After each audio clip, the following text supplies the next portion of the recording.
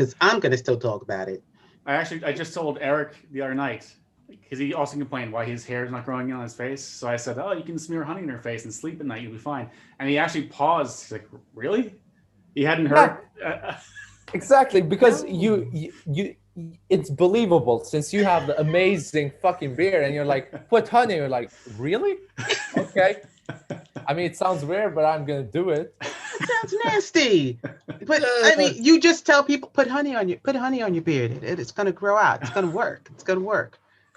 And they like believe you because you have that face that says he wouldn't lie to me. I felt bad because I told that to Flakrim, and I could see he's like, oh, and I could tell we were at the bar and I told him that story, and I could tell during the night like he will actually do this. He'll go home. He'll actually do this. So I had to go over and tell him, I was just fucking with you. It was not. Please don't do that. Please don't put honey on your face.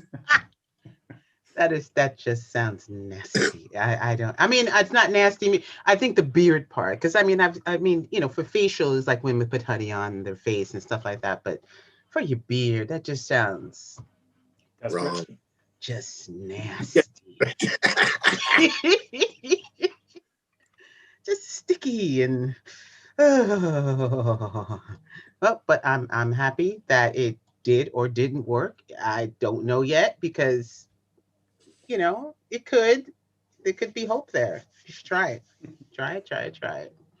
Anyway, welcome everyone who hopefully is popping in. This is Zooming in Comfort, episode 8. Woohoo! 8. I know. Yeah, it was really hot in January. All that hot stuff was coming up, so it was getting kind of busy there. Yeah. But I wanted to have the comedians back because a lot of people were asking when you were going to come back. So I am glad you are here today. Plus, we have one extra that I have not met before, but I will go through the intros. First person I'm going to introduce, who has, as far as I could see, one of the longest bunch of credits, including an OnlyFans page. He has his own. Aside from being a great comedian, you also make some content. I remember seeing you in one of Jonathan's videos. That was one of the first ones I saw you in, and it scared the hell out of me because I didn't know. I was like, who is that? Is that? Oh, that's him. Okay. So let me introduce to you Ryan Bussell. Hi. Thanks for having me. So how you doing, Russell? Feeling good? Feeling warm? I'm good. Yeah. Good. Actually, can I start with public service announcements? What? A public service announcement. Would that be okay to make? Sure. If you are at all interested in seeing Coming to America, the sequel, don't. God, it is the worst movie I've seen in a long time. It's really bad. Okay, I saw it last night too. It was not the best. No, no. Understatement. You know what? I zoomed it up as being a reunion of all the characters that were in the first one. I had to give it something. So yeah, it looked like they had fun making it. I get that, but that's the only positive thing I can say about the movie. It was just terrible. Yeah, it wasn't the greatest. No, it was just. I like the reunion of it all. Everyone coming back, even the band. I was like, okay, everybody came back because, and Wesley, I guess he. What is it on Prime Video? Where did you watch it? Yeah, it's on Prime. Yeah. Okay. It's on Prime. And next up, this person I have not met yet, but I'm hoping to learn a lot about him today.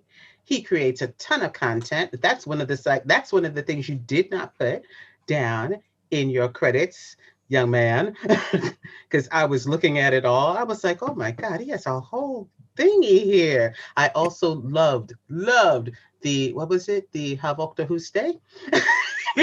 That was very charming indeed.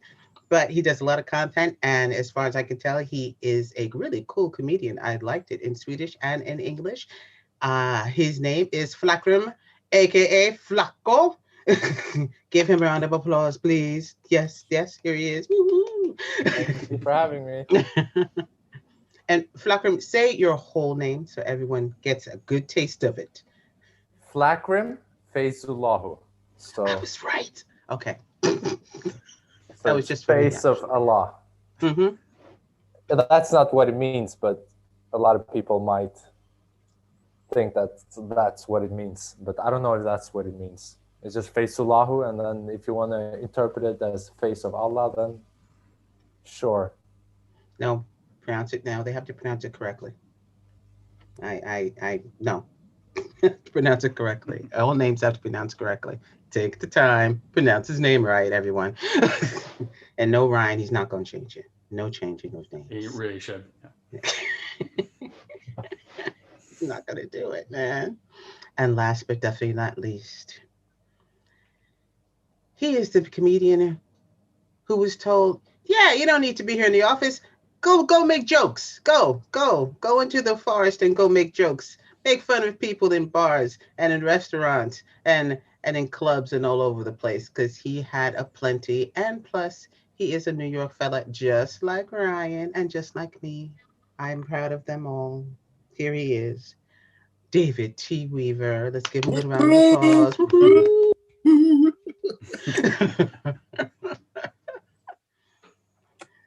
And David is patiently like watching us and watching the screen and watching us and watching the screen.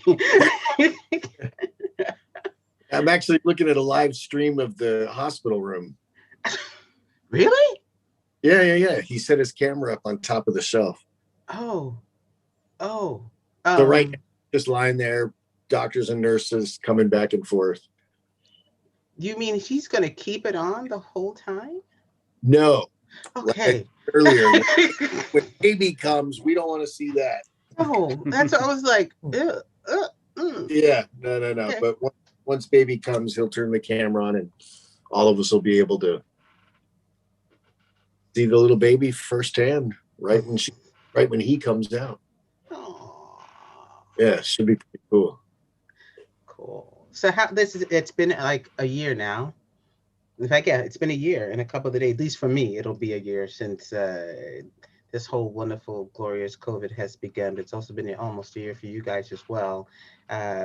Slowly coming off the stages, and then ultimately off like by the halfway point was like September, October.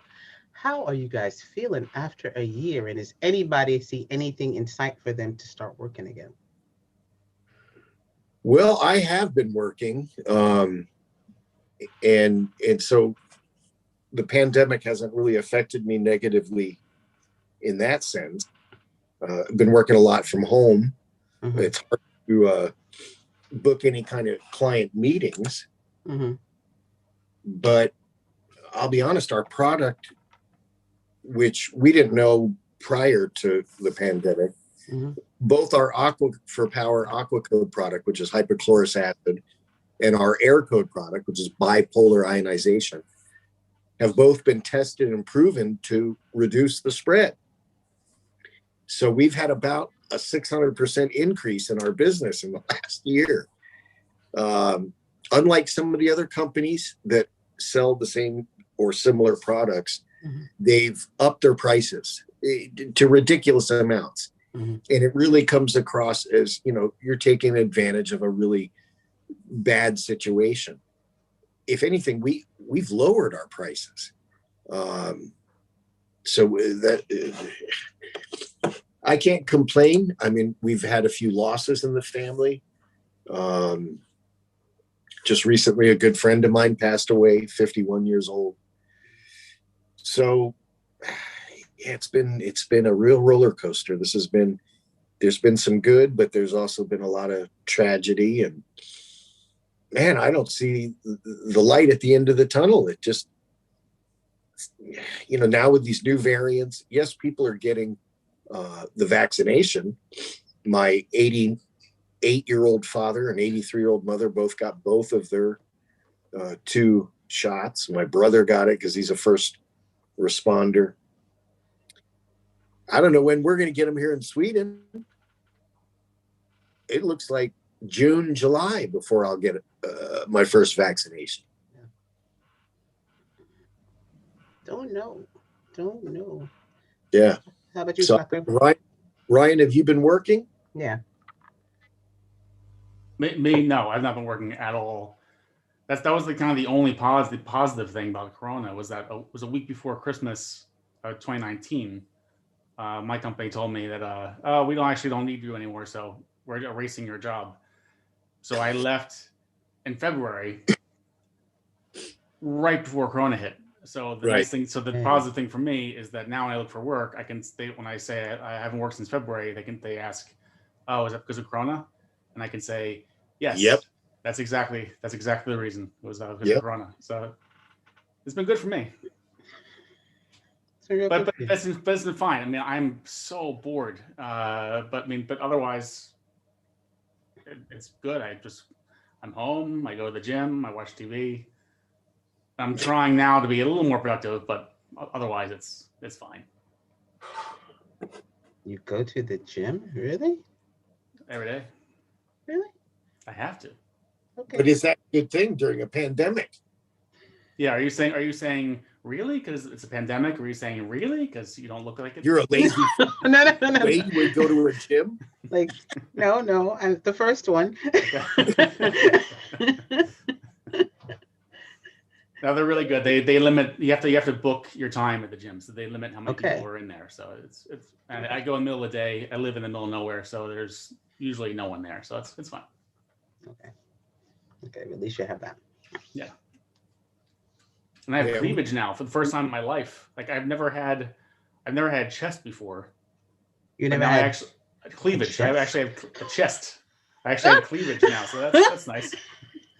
Wow. So I'm enjoying Corona so far. Good for you. Yeah. I don't know what to say about that. We're gonna go to Flakrim now because I don't know what to say about your cleavage.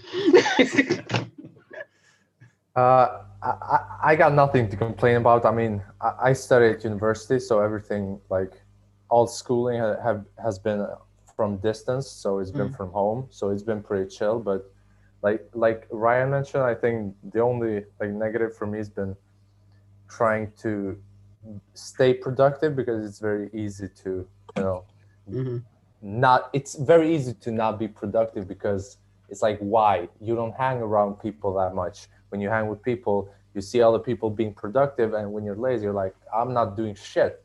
But it's like you have nothing to compare yourself with now except for the internet. And yeah, I don't know. But I think it's good because I'm trying to be productive as much as I can, both from home and out when I'm in the clubs. The only bad part is the comedy clubs, I would say. Like, I'm young, so I'm not in the risk zone, so I go out, right? And I know some people might see that as a bad thing to still be going out, but I do. Nah, just because you spread it to people who can suffer from the disease, don't worry, you're fine. The important thing is that you're okay. But also, I'm thinking like the people who are at risk, they don't go out, right? We can only hope, Flackum. You know why they don't go out? It's because you do. Okay, but if I say in, what do you mean? They would go out, so why would they go out? You know what I mean? See, it's a catch-22, man. Very much so. It's like, fuck, just stay home. I'm still dumbfounded that Big Ben. Yeah, but we're following the guidelines, you know. I read the other day that at a restaurant, you can only have a party of one now. First of all, it's not a party. That's a person. Yeah, I walked by Ika Maxi in Haninga. I was doing a maintenance there, and there's a new place called Snap Burger, and they had a sign clearly that stated only one person per party. Like, that's what I thought too. I'm like, first of all, that's not a party. That's just sad. Yeah, unless there are like 8 other people in there at their own parties at the tables. Yeah, you can have a distant party with strangers. But that's all it's going to be. Yeah. I don't think everybody's following those rules because I was at Big Ben now on Thursday and that place was packed. Like it was 50 people. Like, are you kidding me? No, really? I'm not kidding. It was like it was a real Big Ben Thursday night. You know, like nothing's changed. Look, she's hitting the gas now. The funny gas. You're gonna mess up, and we're gonna see this baby being born. Oh, no. He's gonna turn the camera off. I don't want to He see remembers. that. God forbid. But that's I mean, I haven't. I mean, I haven't been out. I've had to go to particular things. Maybe like it happens like once a week, but it's like there and then back home, and then there and then back home, and mask and the whole thing. But I haven't gone. I haven't gone in any clubs or any pubs. I haven't seen. I see everything from a distance. So and it's I kept thinking most of these places were empty. I'm surprised that Big Ben was like packed. Yeah. That's well, we talked about this last time.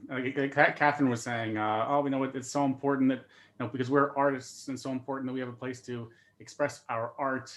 And I just pointed out, saying, "Yeah, but it's like our art is if I stay in, then how will drunk strangers know about my penis? I have to go out to change the world by really important discussions on how much we hate using public bathrooms, and it's kind of silly. But It is. I'm not going to narc on them or anything. If they want to be open, they're open. Yeah. More power to them. And if they want to continue to do it, that's great. I'm just not going to be a part of it. No way, man. I'm not going down into that basement.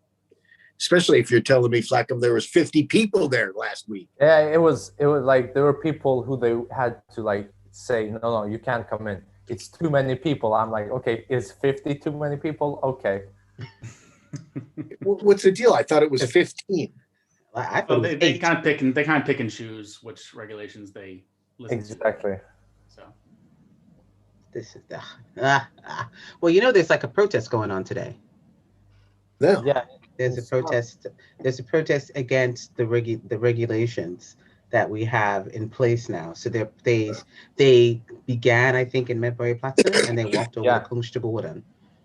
And I'm like, a friend of mine was out. He to have me walking, and he took a couple of photos, and he was like, "This is what's happening in my neighborhood now." And I'm like, it was just it's a spread packed with people. Yeah, man. And a few people were being arrested as well.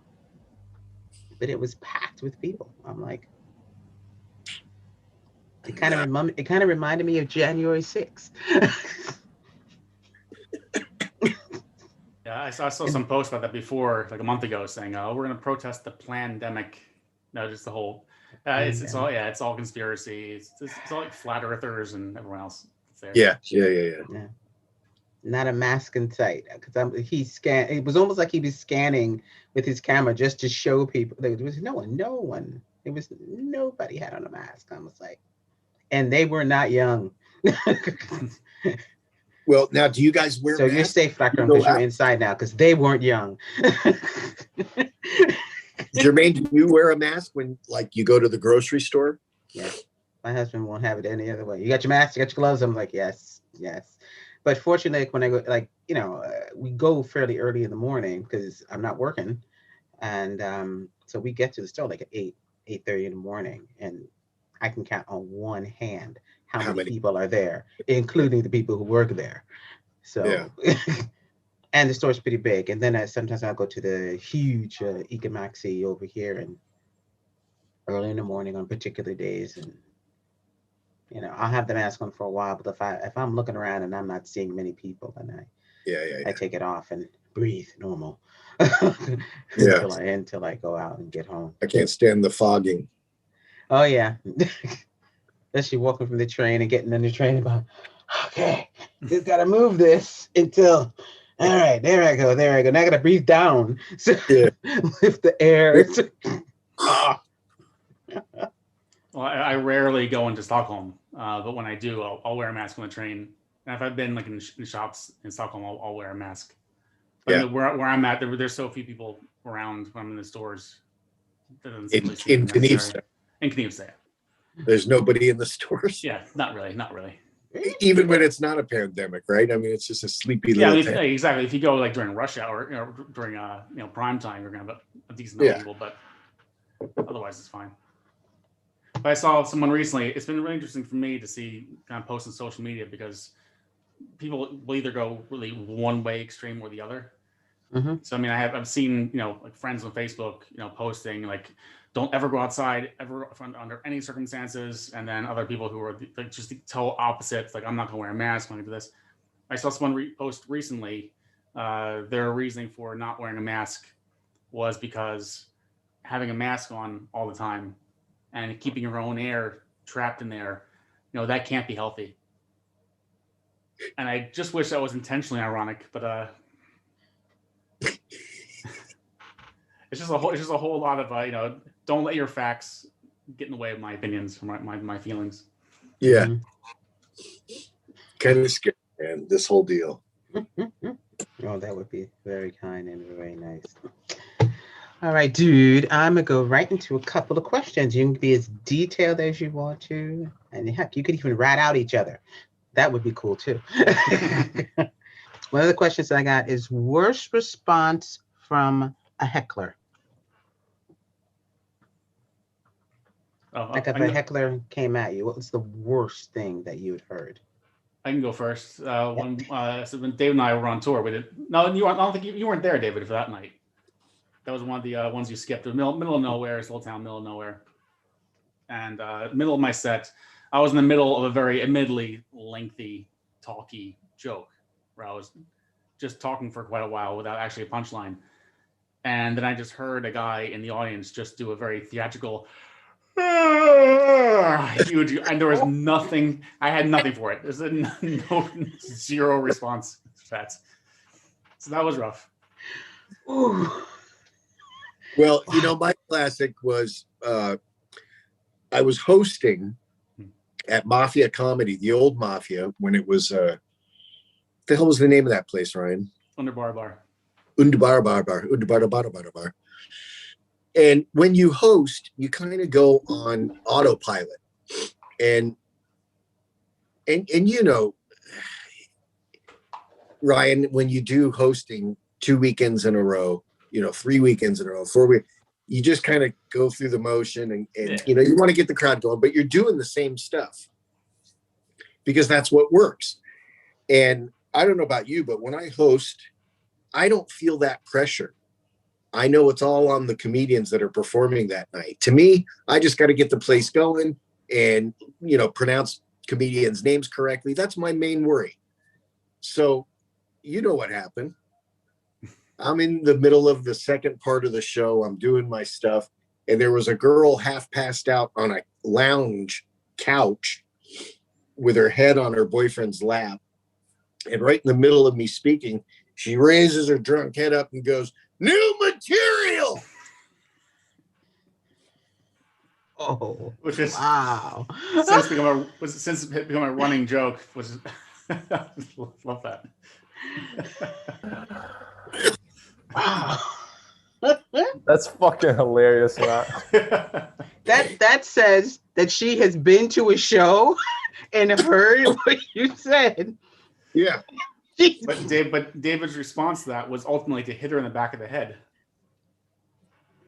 You did? Yeah, literally hit her in the back of the head. She got up and started walking by the stage. Uh-huh.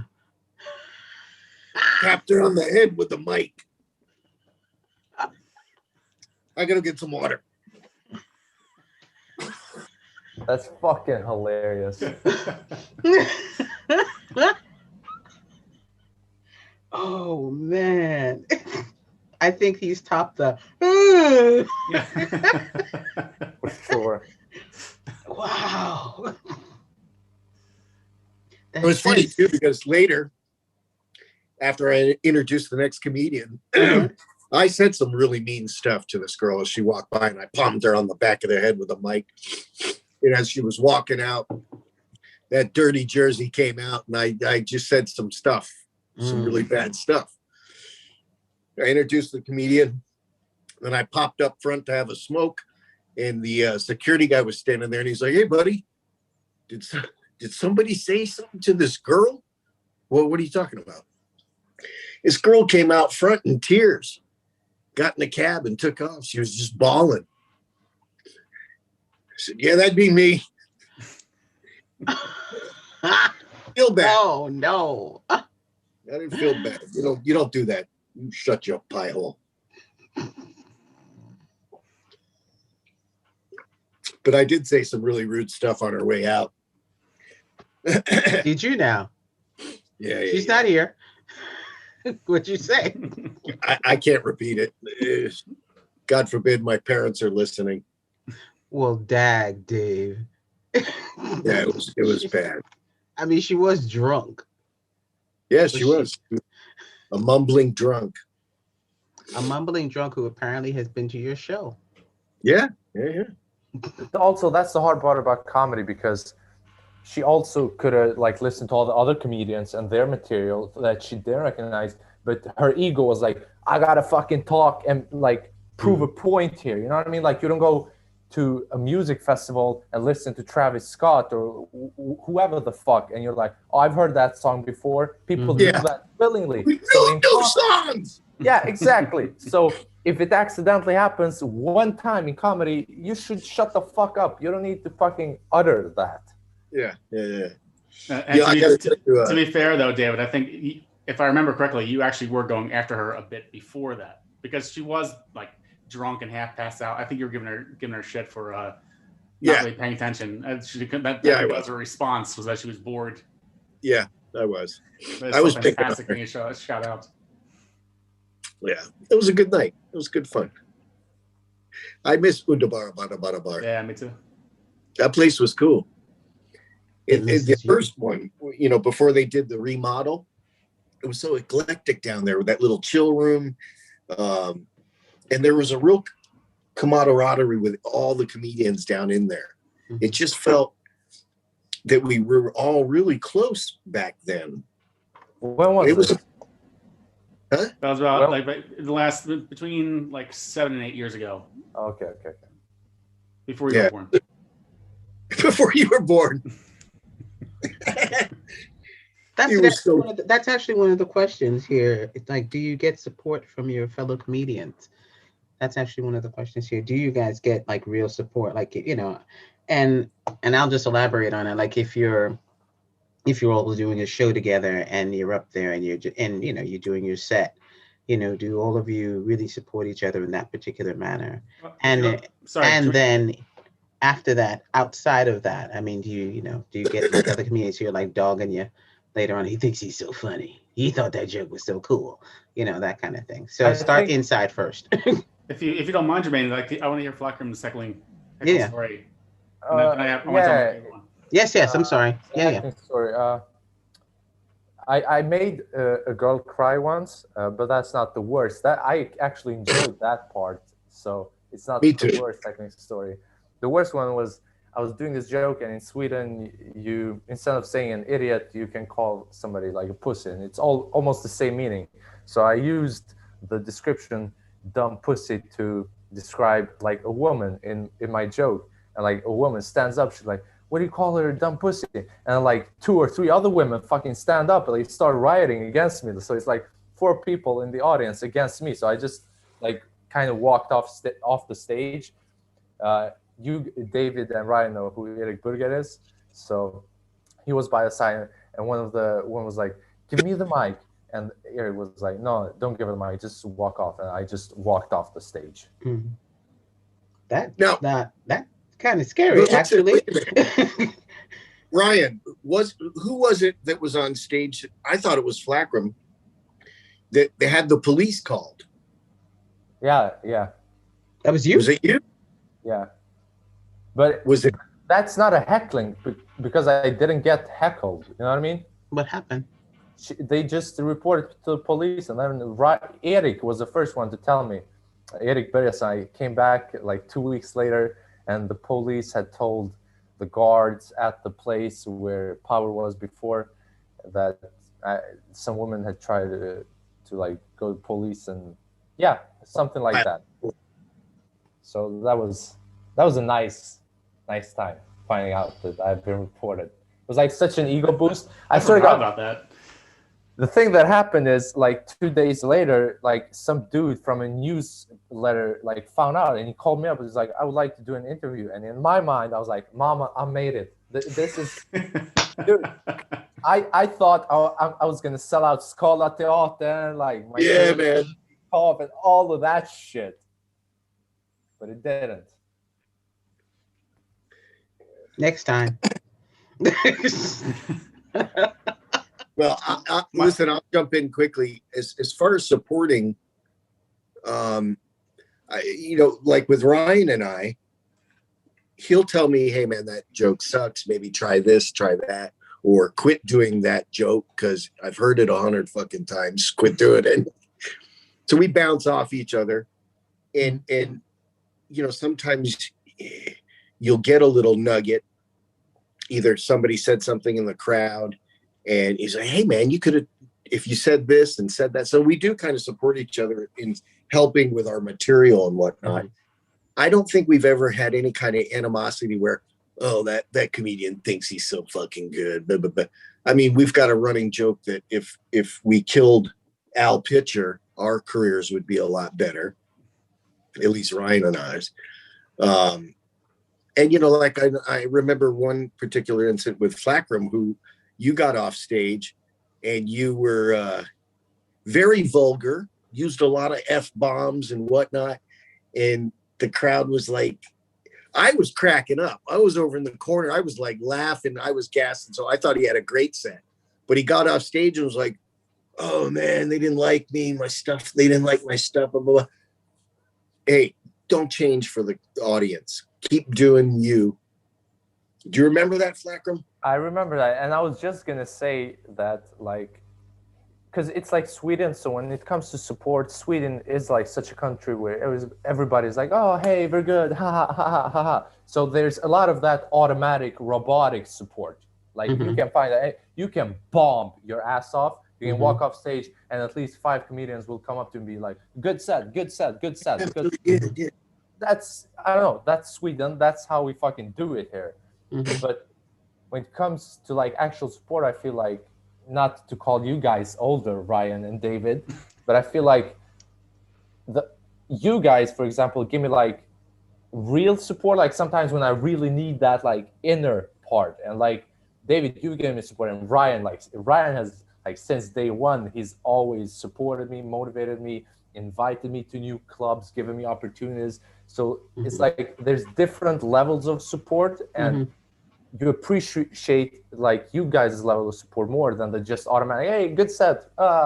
Because I wouldn't say day one, Flakrim, because day one, I wouldn't agree that I support you from day one, because day one, day 52. The first time I met Flakrim, so he was hosting at this club like out like the Midwest of Sweden. No, not Yeah. that day one. That's the first No, time I want to hear first this. time Go ahead. First time I met him and saw him on stage, so he was hosting his club, and it's on Karlstad, so no one lives out there. So, and I go there maybe once every 5 years. But I was there, he was hosting, and I was just off stage, just thinking like, yeah, yikes! I guess it's the best they can do out here in the countryside. Just so bad. And then come to find out, it was like your second time on stage. Get out. Oh, wait. Okay, Flakrim. How long have you been working as a comedian? When did you start? What made you start? What got me to start was when I was 16, we were on this class trip. So it was like we were going to challenge other schools, and we had like, it was like, how to say, we were going to come up with economical plans for different parts of the city. So we were in Gothenburg, and we were challenging other schools, and they hired a comedian while they were counting up the votes. So he was going to like entertain us while we were waiting for the votes. So this comedian goes up, he does some jokes. It's like half an hour stand-up comedian, and then he's starting to run out of jokes. And at that time, I was doing like sketches on YouTube. Like I was thinking I was gonna make it on YouTube. And then he goes, "Does somebody want to come on stage?" And like everybody from my class was like, "Yo, this guy." And I was like, "Nah, no fucking way." Like I didn't know like what stand-up was at that time. I've never seen a stand-up special. I had no jokes. I didn't know what performing was. And I was like, no. So he's like, okay. And then a couple of minutes go by, he still does some jokes, and he's like, "Come on, man, are you sure you don't want to go on?" And I don't know why, but I was just like, "Yeah, I can go on. I think I can do this." It was like 250 people in the audience, It It was like people my age. So I just go up there and I start doing stand-up about a sketch that I wrote about Titanic and like High School Musical. And the whole thing was something like, how do they automatically know the choreography like in the middle of like nothing? They just start dancing and the whole school, like, do they meet up beforehand and like, oh, let's make this spontaneous, you know what I mean? But I fucking bombed, you know, and it was spontaneous. And oh man, some dude in the audience was like, from my class was like, Flako, get the fuck off the stage. And it was like, it was fucking bad, man. So that happened, but I got one laugh because I told a girl to shut up. So it was like a small chuckle, but I got it on video. So it like 6 or 7 months. His first laugh. Yeah, exactly. Got it on video. Yeah. So like for 6 months, I listened to that laugh. And I was like, man, I should try stand-up. So I started watching stand-up comedy, and then I started stand-up when I was 17. So that's how I got into comedy. And how old are you now? At 21. So you've been in the game for 4 years, 3.5. Yeah. So. Baby. Spontaneous. Swedes don't know what spontaneous is. It's like, Bjorn, you're never spontaneous. If you want me to be spontaneous, you have to tell me next Wednesday at 2:00 we're going to be spontaneous. Okay, good. Now I know. Wednesday at 2 will be spontaneous. I have to plan my spontaneity. Yeah. I actually posted that on Facebook once. There's an update. Just said, oh, fun fact, there is no Swedish word for spontaneous. And I had several Swedes write to me, yes, there is. See, what I did there was I took an actual fact and just exaggerated, make what we call a joke. Okay. Wait, you wrote that to explain what it was? No, but okay. I'm like, oh wait. No, because that would have been cool though if you had done that. No, what I meant, never mind. All right, hit us with another question. What's up? Okay, what's your, let me see, your best audience type, and what place was it? Like, what place did you feel was like your best audience? And what type of audience was it? I don't know what they mean by type. Maybe the mixture, maybe the area, but. Well, I can say, honestly, every gig I've done at Raw Comedy, and I think I performed there 8 or 9 times, those crowds are good. They're paying a good amount of money to go. And it's such an eclectic crowd, from old to young to middle age. It was just always a really good crowd at Raw Comedy. Mm-hmm. Mm-hmm. It's like shooting fish in a barrel, man. You'd always get a joke. You can't go wrong at Big Ben either. Even if it's 10 people or 50 people, Big Ben's always, it's an easy room. Mm. One of the hardest is Mafia, the new Mafia comedy. The new Mafia comedy, which is that? At what is it? Scandic Malmö. Yeah, that room can go either way quickly. Mm. I think Mafia was always that way, which is one of the reasons why I always loved Mafia. Wherever it was a Friday and Saturday night. You can never relax there. You never knew. Like, you go in on a Friday and there's 20 people there and it's amazing. Come back on Saturday night and it's sold out and it's dead. And you eat shit. Or it could be there, or both nights could be amazing, or both nights could be awful. You can never relax, and I like that. Yeah. I know that there's comics like Big Ben. I mean, I have had bad sets of Big Ben. It is possible to do badly there, but you got to work to do bad at Big Ben, I think. Yeah. I've met comics over the years, like rookies, who said they will only perform Big Ben, or that's the only place you can test the material, which I think is bullshit, because you can get a huge laugh there on a joke that gets nothing anywhere else. Mm-hmm. Yeah. Yeah, no, I agree with you 100% about Mafia. You never, ever know what you're going to get. Even at the old Underbara bar, And then when he mixed with Stockholm Comedy Club and Yane, which is now Stand Up Star, you kind of get that feeling too, don't you, Ryan? Yeah. It can be. It really depends on the crowd.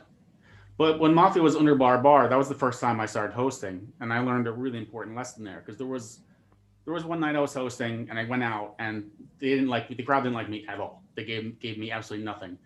And the first comic went on and just bombed completely. They didn't like the first comic. I went back up. I tried to be like a little more giving, a little more up, something. They still didn't like me. The next comic went on, bombed. And meanwhile, I was just pacing off stage, just thinking like, oh man, like just trying to think like, what great jokes, what perfect jokes do I have? Like, what can I do to turn the night around?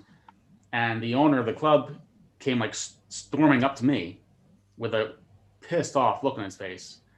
And I thought he was going to tear me apart. I thought, okay, here it comes. Like he's going to rip me a new one. And he just came to me and just like he said, you know what? He said, this crowd sucks. Like this crowd is not doing their job. Like you have to go out, you have to go yell at them, you have to tell them to get their shit together. And that's exactly what I did. I went on stage and just told them flat out. Just said I said, you have a job to do. Like we're not doing a good job for you because you're not doing a good job for us. Like you have to give us more. You have to try, and just kind of woke them up and focused them. And the night was better from that point on.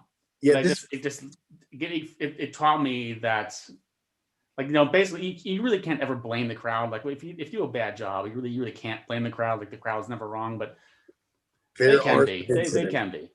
And that was a perfect one. I think I was there that night because I think I remember you going out and telling the crowd, hey man, you guys have a job to do and you're not doing it. This is stand-up comedy. When they say a joke, you had to explain the whole process. It's the reason why happened other times as well. It's the reason why I don't always buy, like there's people who argue that a crowd, like a paying crowd, is always a better crowd because they pay for the show, they're more invested.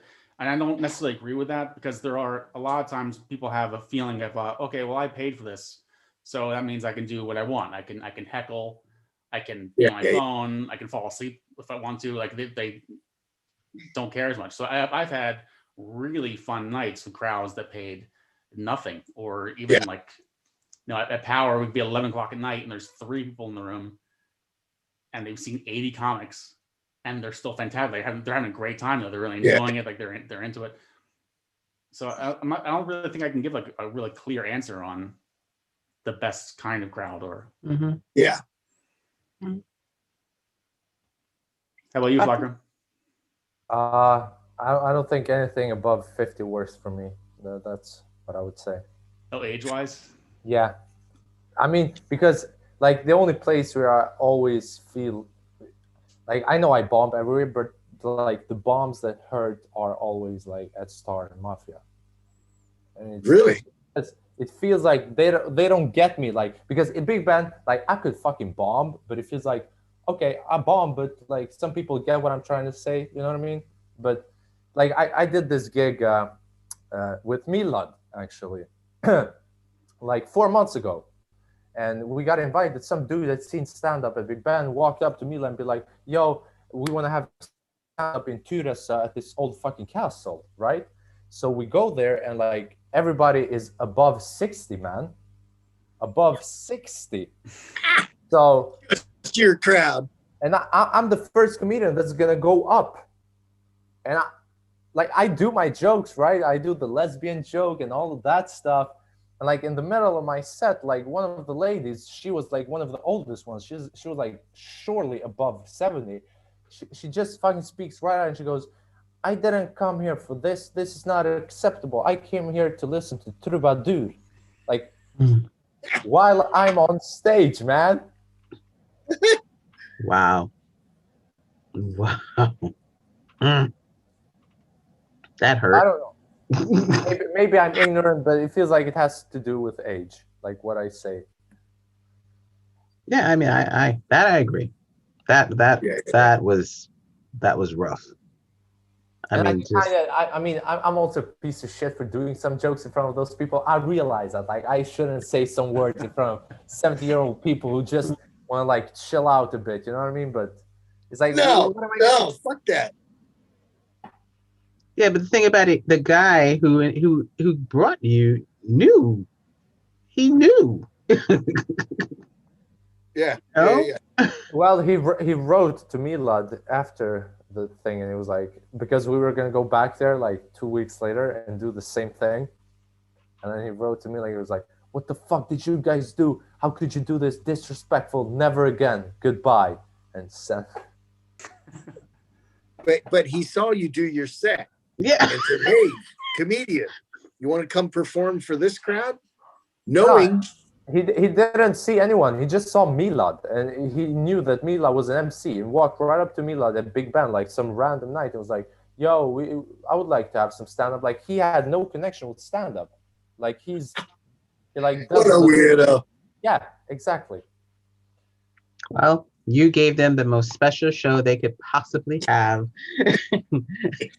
I got so mad at the bar owner because she walked up to me afterhand, and like she saw that I had a bad set, and she came up to me, and what annoyed me was that she was serious when she said something to me. She didn't say this joke. She looks at me and she goes, "Well, you could jump off this balcony, huh?" But like she was serious, you know what I mean? Jeez. She didn't say it as a joke, but she like said it with like a tone of like, "Fuck you." Jump off the balcony. Wow, man. Nah. The club I had before Power Comic Club was called Crossfire, and I briefly opened a second room. It was at Caliente in Soder. So this pretty small room. It was once a month, and we were doing theme nights there. And the place only fit like 40 people in the restaurant. There's one room, and no one knew there was a show. I mean, people there were just there to eat. But there was one night we had, the theme was death. Like it was a comedy with the general theme of death. And we show up, and at the same time of the show, there's a booking of 30 people. They are all retirees who meet once a year to have dinner at this Spanish tapas restaurant. So they're all quite elderly, and we're having a death-themed comedy night. So that was awesome. That worked out really well. That's a good feeling. That's a good feeling.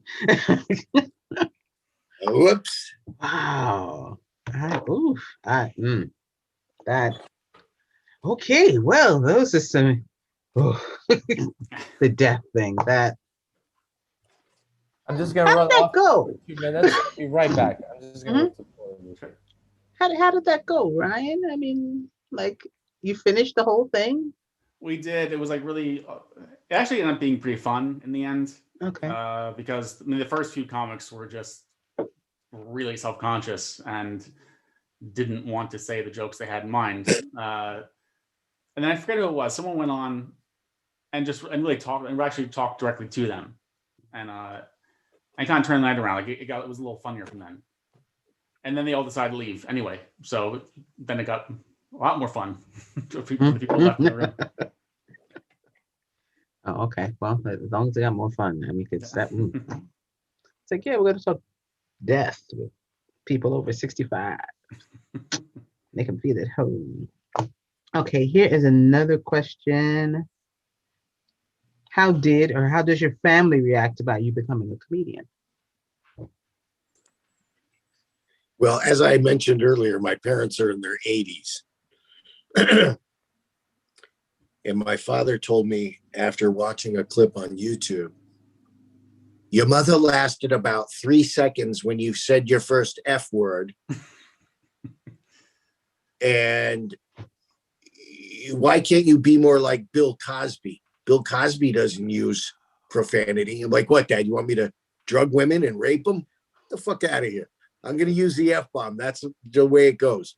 It's not the Ed Sullivan show. Things are a little different now. If you don't like it, don't listen to me. Sorry about that. That's a great line. Bill Hicks said very similar. Like his father came to him and said, do you have to use the F word, Bill? Bob Hope doesn't use the F-bomb. He said, oh yeah, Dad. Well, if Bob Hope played the shitholes I do, he'd be using the F-bomb. That's classic. Yeah, no, they're proud of me that I'm up there doing it. And, now 10 years into it, start, have the opportunity to make a nickel here and there. And has it been 10 years, really? Yeah, it was 10 years in October. Wow. Okay. October of last year. I've got 10 years in March. This month, Yeah. like next week, it'll be 10 years for me. Yeah, and I was really bummed because I have in my calendar, it was October 14th, and it was a Thursday. And it was the first time I went up on stage at Big Ben. So I wanted to go down to Big Ben on October 14th. And, we're in the middle of a pandemic, so I said, that's not going to happen. So I'll do the 11-year, hopefully, Or the 12. Yeah. So I am pretty stoked that doing the stand-up comedy had led about 8-9 years ago into doing voiceovers. And that's been very lucrative. And I don't typically use profanity when I do voiceovers because it's for, Procter and Gamble and McDonald's and la, la, la, la, la. I have done a couple for video games where there was an F-bomb here or there. I just don't share those ones with my parents or post them on social media. And I have been lucky enough to get a few, Ryan's probably going to hate me. I did about 5 corporate gigs during the pandemic. I did a few during the holiday for corporate gigs. It was weird as hell. But I can imagine. Yeah, but I mean, it pays really good money. It was a standard pricing, as if I was there live. But I just closed the curtains, put on my blazer, went on autopilot like I was in an audience. And afterwards, my daughters and my wife are like, "You were screaming in there, Dad." I'm like, "Yeah, you got to bring the energy, even if I'm looking into a little camera. I just brought it." I said, "For 24,000 sec plus mums, you better fucking bring it." Yeah, but yeah, it was good doing some Zoom stuff. So, Flakrim, we're talking about how do friends and family react when you said you were going to start doing stand-up. I know there's a lot of comics have a very similar story, that when they first told their friends and family they were starting stand-up, their reaction was, "But you're not funny." And that's really common because comics are very often not the funny person in the room. Like they're not the funniest person in a group of friends. Very often are the quiet ones, the ones who are just off the side and just observing.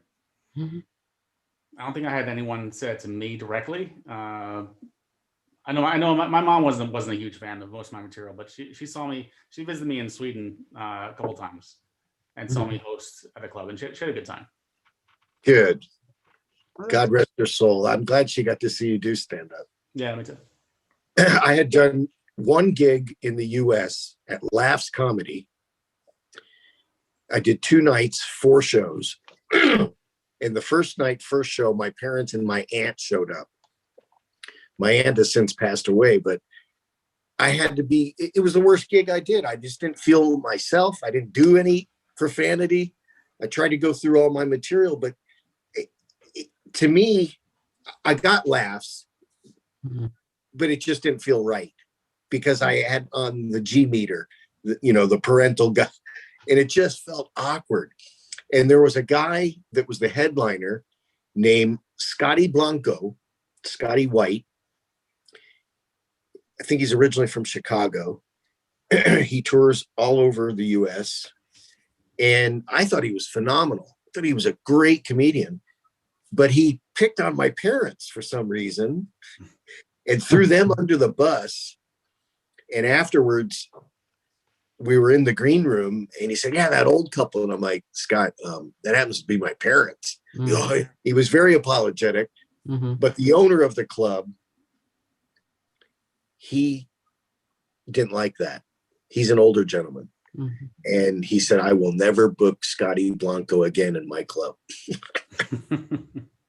So, and Scotty was like, Well, what the fuck, man? How come I never get invited back to laughs? you were bad. You were bad for the old people. No.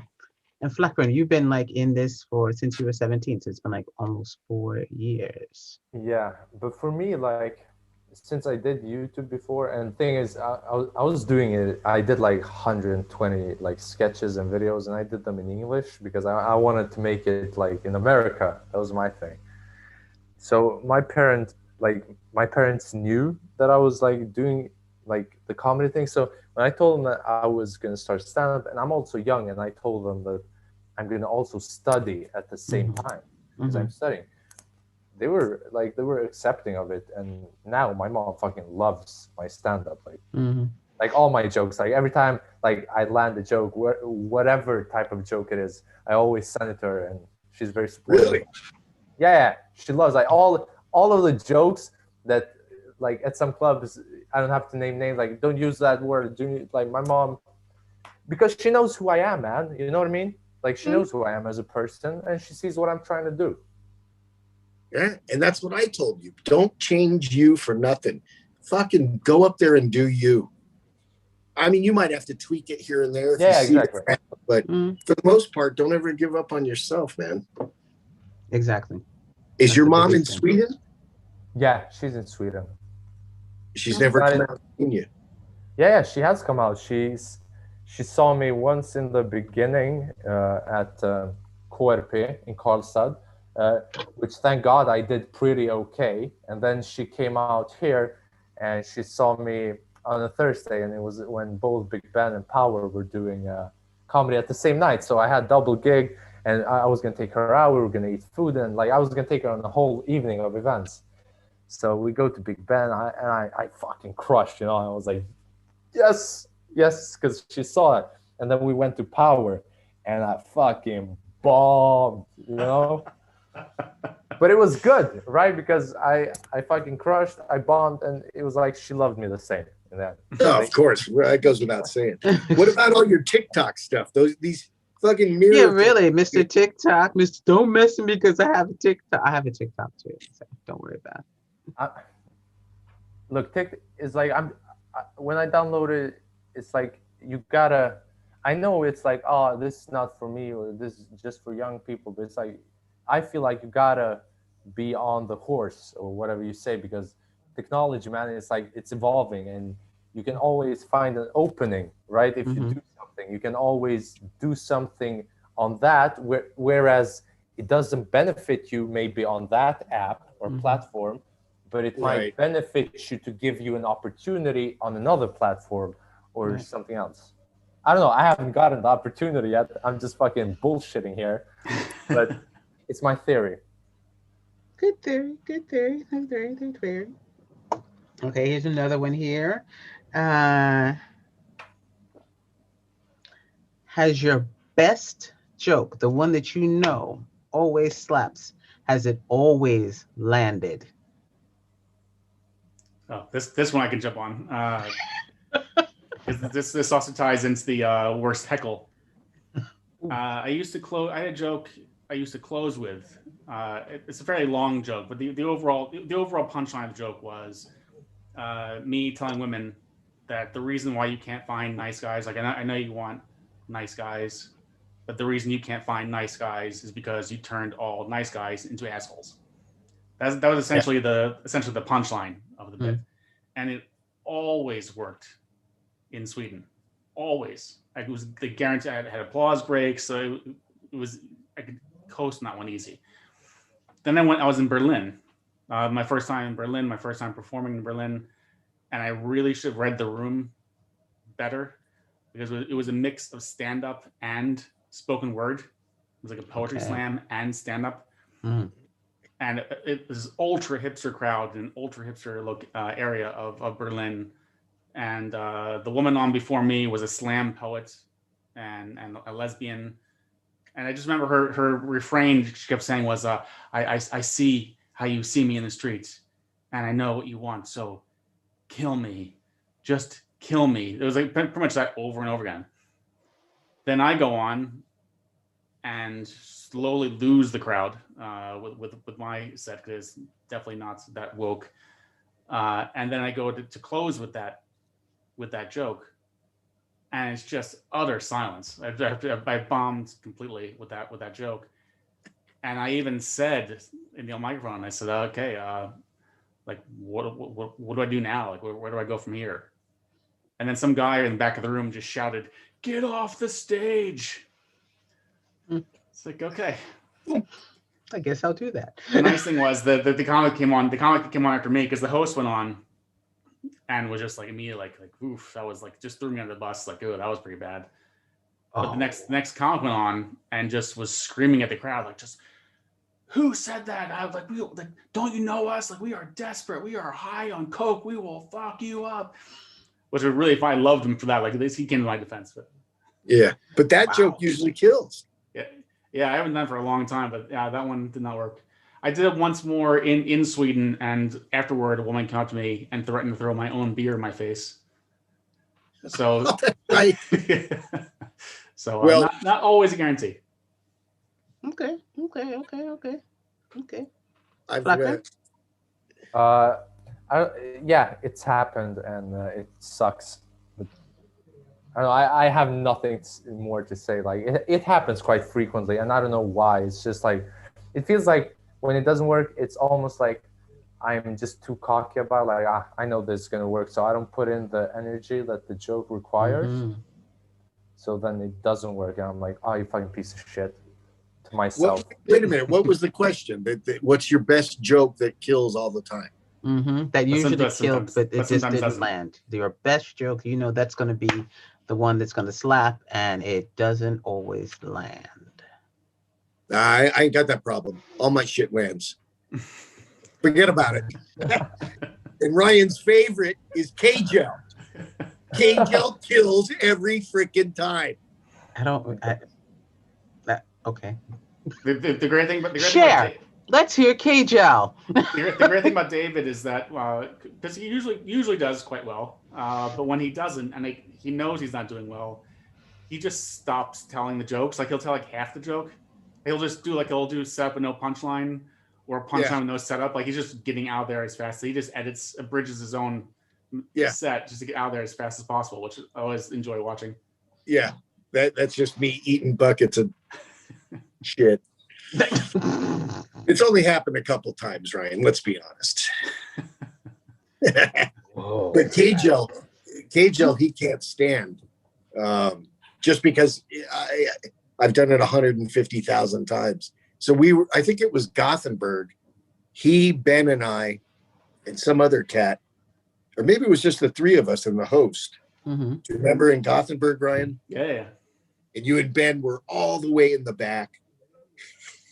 And I did K-Gel just for Ryan. I didn't do it for anybody else. I just focused on Ryan all the way at the back. And I could just see him like, fucking goddamn it. No, I can actually tell the story better than you can. Yeah. Tell us. Well, K-Gel's all right. Soccer Kaka is that's what it was. That's the worst one. But just the one joke you're talking about there was the whole your name's Jan. It's a girl's name. Yeah. And he's like, no, it is like the first thing you do when you wake up. And your joke is, you mean your name is Jerkoff? Yeah. But when he says that on stage, he mimics it. He's like, your name is Jerkoff? Like he does the whole thing. Your name is Jerkoff? So we're giving him shit about that on the car ride to Gothenburg. Then when he goes on stage and he does that joke, then he really goes for it. And he just like, your name is Jerkoff? Like he's like pumping his arm down. And just Ben and I were just dying in the back of the room. That was for us. That was it. That was one of my ultimate favorite road trips. I think we had a great time both there and back. I think we all had a good set. It was a good crowd. That was just a fun experience. That was really fun night, yeah. You had a camera in the car. I know, man. Your fucking sex dolphin stuff. Oh, Jesus. There was so much. Guys, I got to dip out because we're down to crunch time here and I want to be available. Yeah, someone asked me, did he actually show that woman in the hospital room? I was like, mm-hmm. Yeah, what's this? Yes, What, he she did. like Yes, that? he did. Yes, he did. What's her problem? No, she was just like surprised. I think it was a shock.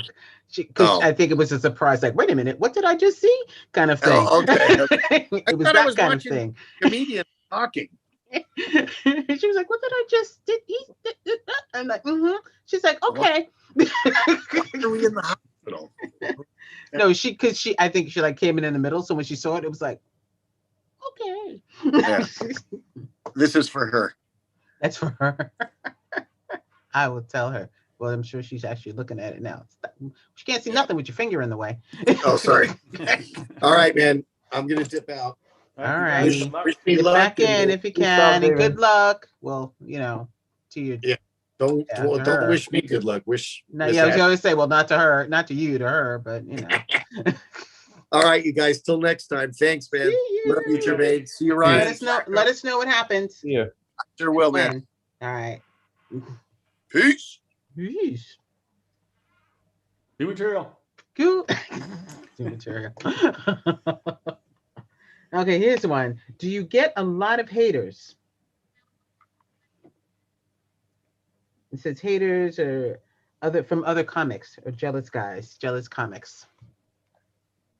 I mean, I don't think in the comedy world that you get it like face to face, not in Sweden at least. I think it's like behind the back. You hear a lot of people talk shit. Mm-hmm. So I think that's it. I've gotten hate on one of my videos once. I did this video where I portrayed like this. It was stupid on me, but I portrayed this this woman in the hijab, and I got a ton of hate. Like I had to take that video down. Like really, yeah. It was like 5 months ago, and it was breaking me apart. Like reading some of the comments. Oh, dude. Wow. Oh, okay. I missed. I was looking through the YouTube. I didn't see that. Now I see why. You had to. It was on TikTok, not on YouTube. Okay, it was on TikTok. No, that I didn't see it. Ryan. Nothing really that's specific. Kind of like what Dave was mentioning before is that you're an English comic in Sweden. There's a lot of things you can get away with pretty easily. I'm not explaining very well. I mean, as an English-speaking comic in Sweden, you can use a Swedish word as a punchline. It's enough. It's not for me. I can just go on stage and just say Swedish words, and sometimes that's enough to get a laugh. There's nothing clever about it or interesting. That sort of thing bores. That bores me, and I avoid as I can. But there are a fair number of Swedish comics who really look down on that, and I don't blame them. But there have been times when I've been grouped in with oh, okay, he's just another one of them. Which I'm like meanwhile I feel the same way about the material that they do. But it's not too bbad. I've had like a few like bad comments said about me on the podcast here and there, but nothing really serious. Have you? Because I've heard Flakrim, I've listened to because you have it in Swedish. You have stuff in Swedish and English. Ryan, have you done anything in Swedish? You have done stuff in Swedish as well. Yeah. I've done. There's at least one video on YouTube of me doing it in Swedish. Yeah. So I've done it in Swedish. I don't enjoy it as much. I mean, it's of course easier for me to do it in English. I had I was booked for a corporate gig. It was a guy who wanted me to come to his birthday party, and he knew I was English speaking comic, but he wanted me to do it in Swedish. I was going to do a half hour in Swedish. I said, okay. So I was down in Malmo, so it was a long train ride down there. So I was just practicing, rehearsing the whole way there. And then I showed up in the very beginning. He just said in Swedish, just explained to people there, I don't usually perform in Swedish, but special occasions, so why not? And then the guy who booked me, it was his birthday. He just turned to me and said, "Oh, okay, well, you can perform in English if you want to." Oh, I said, hell no! I've worked very hard on this. I'm going to do it in Swedish, so I stuck with it. But well, there you go. Did you record it? Not that one. No. I did not that one. No, I think, like I said, there's at least one YouTube where I am performing in Swedish, and it's okay. It's just I feel like I can't always trust the audience is laughing for the right reason. Like I want them to laugh at the joke. I performed once, like I was in Solna once. I was going to perform at. I got asked to perform at a youth center, Mm-hmm. and I said, okay, well, they were all like young. They were like between 14 to 16. So I just said, okay, well, I better do this in Swedish then because I'm not sure how their English is going to be. Mm-hmm. So I went and did it in Swedish, and they were actively heckling me, like actively laughing at my Swedish, at my accent while I was doing it. So that was a lot of fun. That was really encouraging. 14. that alone is going to be a rough crowd. I would have I would have stuck to English. They probably would have enjoyed it better if it was in English, even because everyone wants to talk in English. I don't know why. It's just a complicated language. But Flakrim, how are you? Because I've heard a lot of yours in Swedish, and then I've heard some of yours in English. Which one do you prefer? Which one do you feel I prefer resonates both because better? English, because English, I feel like I at least personally can express myself in a more authentic way, because just the way the language works, and like Sweden doesn't have like the word fuck. It's a vulgar word, but in comedy it can be used for comedic like expression, but it's not like you don't use it in like a dirty way. There's no like dirty words in Sweden that can be listened to as in a funny way, like nothing, not fuck, not pussy or whatever, like none of those words. So I just feel like English is a better language that resonates with me. One thing I found, the first song I was going to perform in Swedish, and I really wanted to be perfect. So I just took my English material and I translated it into Swedish. But I couldn't translate directly. So I had to like really think about what words to use for writing it. And then when I was rehearsing it, I could tell like, okay, there's certain words I'm having a hard time with. Okay, I have to choose different words instead. I really had to practice on how I really hit them and pronounce them. And I think Swedish is a much more emotional language than English. I suddenly found like, as I was like saying, it was very musical and very emotional. So I just found like, as I was saying the material, suddenly I found this emotion in the material I didn't know was there. So I kept that. So when I went back to the jokes again, but in English, I try to keep that same rhythm and emotion. So it really helped me, my writing. I feel like English has more emotion. Really? I don't know. Yeah, that's what I feel. I feel like I can switch between different tones in my voice. And like, I don't know, like when you throw a punchline, it's more pleasing to the ears to hear it in English, in my ears at least. One thing I find is really common is like, I'll tell people in the United States, if they ask me about Sweden, I'll say, if you're on the street in Sweden and see two people talking and you don't understand the word they're saying, you'll have a good idea how they feel, because they really still express themselves, express the emotion in the way that they're talking. I've seen a lot of Swedes who are very expressive when they speak Swedish, and then when they speak English, they're very flat and like all emotion is gone. This is the greatest day of my life. My mother just passed away. I guess it's just same level. Yeah. No inflection, no emotion whatsoever. Very robotic.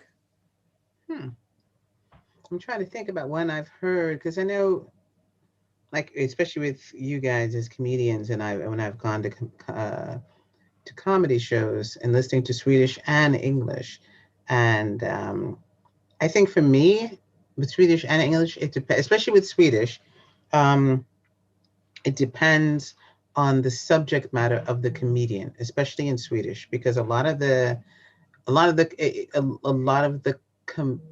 comical or the punchlines and the stories around stuff are things that I can't even think about how to relate to it,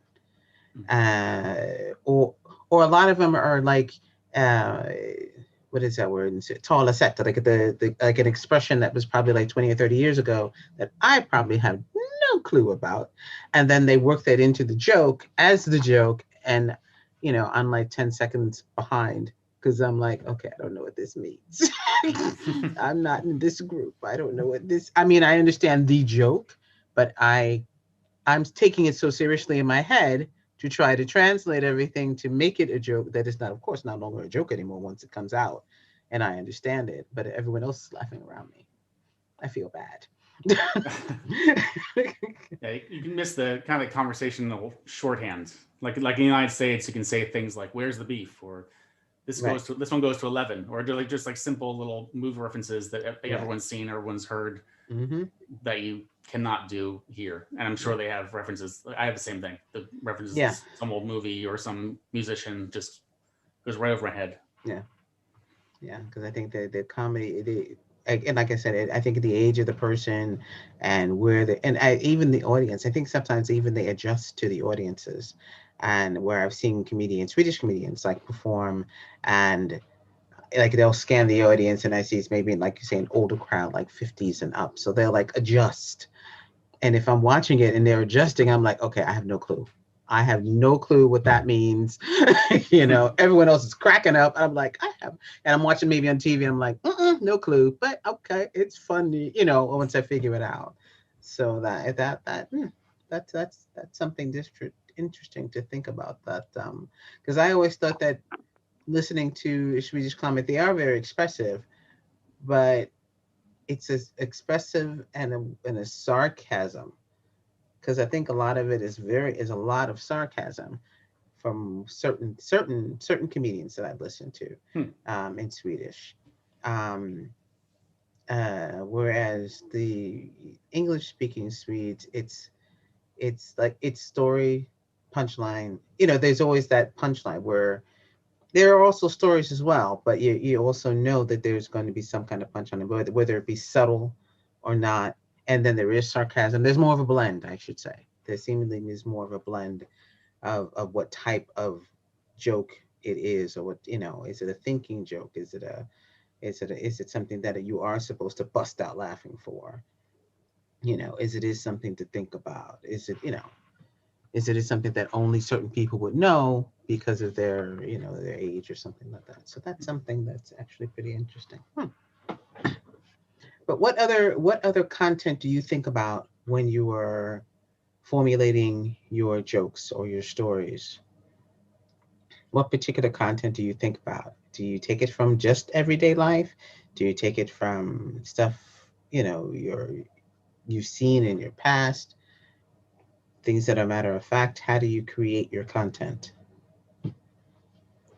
I know. Well, for me, it definitely comes from everyday life, which is part of the reason why, as far as like creating material now, I've not been very prolific at all because I'm not Mm. really doing anything. I'm home on the couch. Where I go to the gym. I don't really interact with anyone. I just sort of on my own. So Mhm. I don't really get a lot. I get like new ideas sometimes, or get an idea like, oh, I could do that on stage, but not nearly as much as when I'm actually active, like Mhm. just interacting with people, just from conversations I have with someone, and like an old story comes up that I haven't thought of for a long time. I think, oh, that could be good for the stage. Hmm. So it's the majority is, yeah, like just personal observations on life or my own life. Hmm. I would agree. Okay. Personal observations of my life. So it can be like something that happened a long time ago. Oh, I can see this. I can view this experience in that perspective, and that makes it funny if I put it this way, or something that happens today, or you see a documentary or whatever, like in today, and then you're like, okay, I can say this about that. Whatever is funny, whatever comes to mind that you're like, okay, whatever my ego thinks I can make work, that's what I choose. Flakrim, have you ever sat down like cold to write? Like now I'm gonna write. Hmm. No, I don't think I have. Like not I've never have I. sketches sketches I sit down and write, but like comedy it's like I think and like, okay, this in that way, I say it this way, and I know like what the punchline is going to be, I know how the setup is going to be, but they come to me when I think about it. It's not like I sit down and like, okay, now the joke is going to come. It comes and then I write it down. Mm. Yeah, I'm exactly the same way. Yeah. Is with you doing that, if because I know with music for me it's like I have to write it down immediately, because if I walk into another room I'm going to forget it. Is it like that? I'm going to, At a line least can the come to me word. for a great song and it'll disappear if I don't get it down on paper. I guarantee that's happened to me. I mean, I've had after my first year of doing stand-up, I realized that there were jokes I was doing in the first year or even 2 years, and I realized there were jokes I used to do that I had just forgotten about, like jokes I'd done on stage I could have done 10 times and then just completely forgot that they existed. And that could be a sign they weren't very especially good joke, but it could be stuff I actually enjoyed doing. So I started writing down every set I did. I made some note to say, okay, I'm going to talk about this, just have some idea. I could look back on those notebooks much later on and or remind me of those jokes that existed. And then I fell out of that practice and I stopped doing it for a long time. And the same thing happened again. I just had jokes I just completely forgot about. So yeah, I need to write something down. I need to write it down, at least a word, so that I have a reference in my mind, like, oh yeah, this thing. It's like I have a connection. I mean, sometimes you can't remember, like sometimes you remember, oh shit, I thought about this yesterday, but still I gotta write it down so I don't forget it again. What about when, because I've seen this lately. This is something I have watched this comedy thing every now and then. I saw it last night. Comedians who, or not even comedian, but yeah, no, comedians that I've seen who have their phones with them on stage to like check their phone for the next joke they're gonna, or like they're going through like just reviewing and like, okay, and then they start telling whatever joke they have written down. What do you think about that? It's it's lazy. It works. It can still work for sure.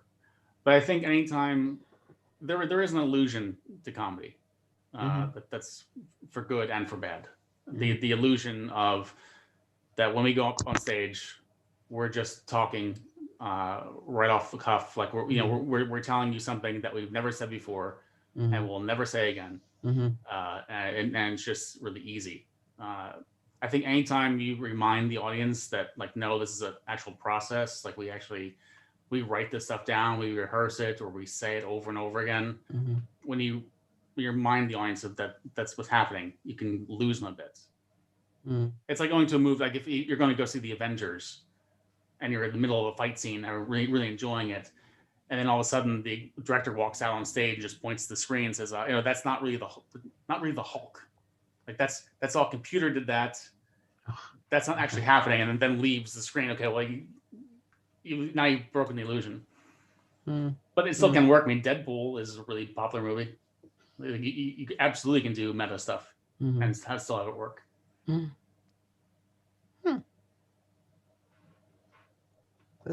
thought. I completely agree with what Ryan said. Yeah.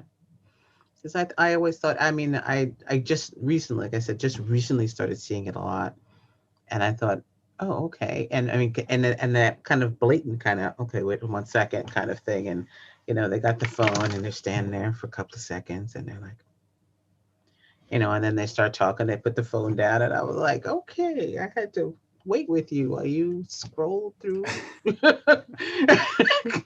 to make me laugh. All right. I was in a show in Boston years ago. It was a comedy show, but it was a charity event, and it was going to be on Comedy Central. So they're filming it. And before the show started, they actually came out and actually asked the crowd, like, okay, we want you to so applaud. So we all did applaud. They said, okay, like laugh like you would, the decent jokes. We all laughed. Okay, now really laugh like how you would laugh at really, really funny jokes. We all did that. And the first comic out was Janine Garofalo.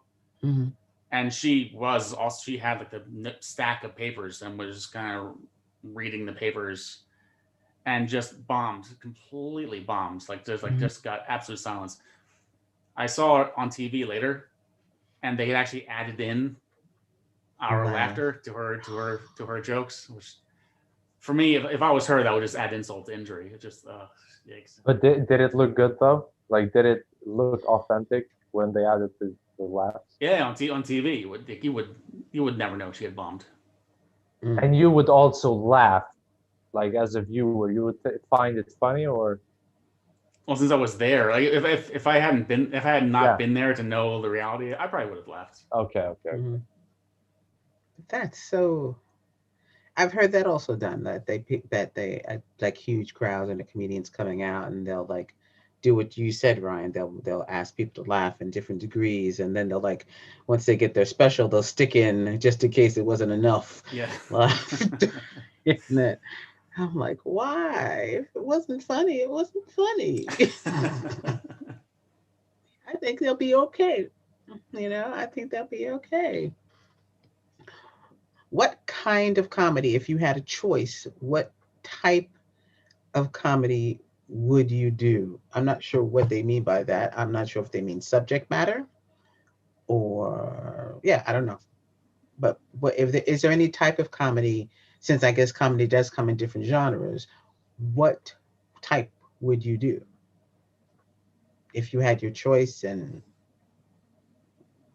Yeah, it's an odd question because we do have a choice. right. I think we're doing it. Yeah. Because I was like thinking, what choice? What kind of choice? I figured I'd throw it out there anyway, because I figured maybe it's something I don't know about comedy. Would be fun to add more magic into my act, like more magic tricks. There you go. There you go. I really can't do magic tricks. Yeah. That was an odd one. That was an odd one indeed. Here's one. When you started up with your first stand, when you started up on stage the first time, how did you feel after your first comic? After my first performance? After your first performance, after your first comedy, after your first performance. Well, the first performance that I did willingly, like the first time I went to a comedy club, I got a couple of laughs. I felt fucking amazing, and that gave me too much ego. And I waited 2 months to the next gig, and I wrote a new 5-minute set like the day before, and I went up with the biggest fucking self-confidence ever. And I bombed, like I didn't get a single laugh, not a single one. And that broke my spirit, man, because I had to wait 3 fucking months until the next set. So I walked around as a 17-year-old with that soul-crushing feeling for 3 months, but I needed it. I needed it. But you didn't quit. No, fuck that. You didn't quit. Ryan, 10 years ago. 10 years ago. That was interesting because it was a competition. It was that's how you could start. It was for competition for people who had never performed before. So everyone, you had 3 minutes of stage time, and I worked like hell on that 3-minute set. It felt like it was going to take forever. But the joke I was going to close with, I was so confident that this joke that I written as a closer was going to work. Was going to bring the house down. And the set overall was like it was okay. The set overall was all right. But when I got to the end, and I did this big joke like got absolutely nothing. Except I could hear a woman in the back of the room just go, ugh. that was the big reaction I got to that joke. So that was like, all right, well. But it still felt good. It's like, oh, I had done it. Yeah. It made me want to come back for more. Okay. What advice would you give to someone who is starting up? You're going to be terrible for a long time.